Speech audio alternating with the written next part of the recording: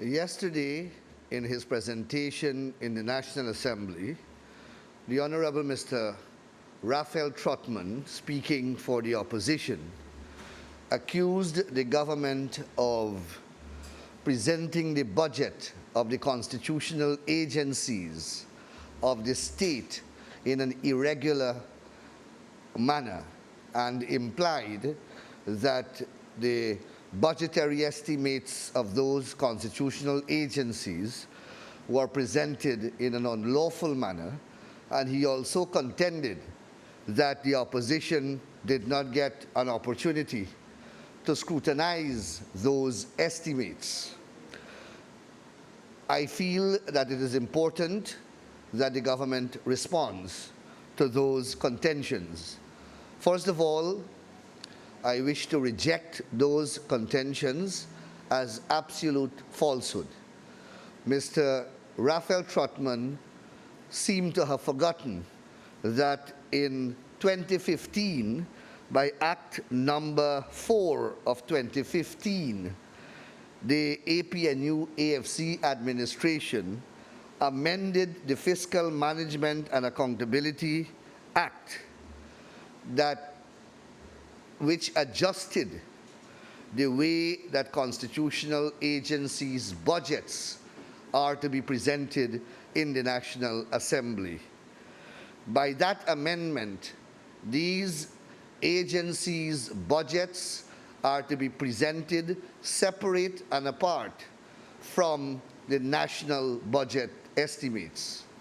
Also, they are to be submitted by the accounting officers of these constitutional agencies directly to the clerk of the National Assembly and a copy sent to the Minister of Finance.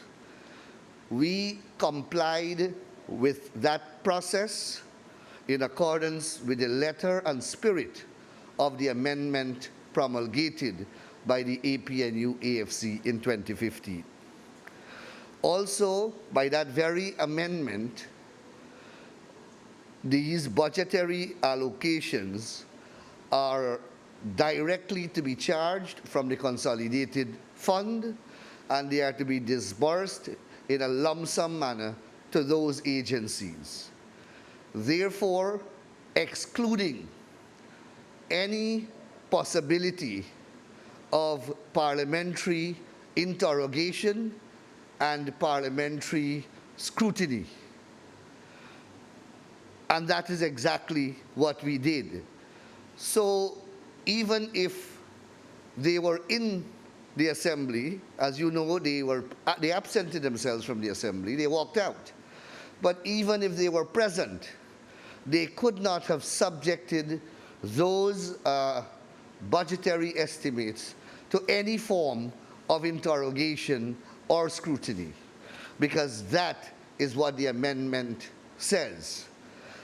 Significantly also, when they were in the opposition, rather when they were in the government, what they did to those agencies was that when those agencies submitted their budgets to the clerk, on the floor of the assembly, the Minister of Finance came and slashed those budgets on the floor of the assembly.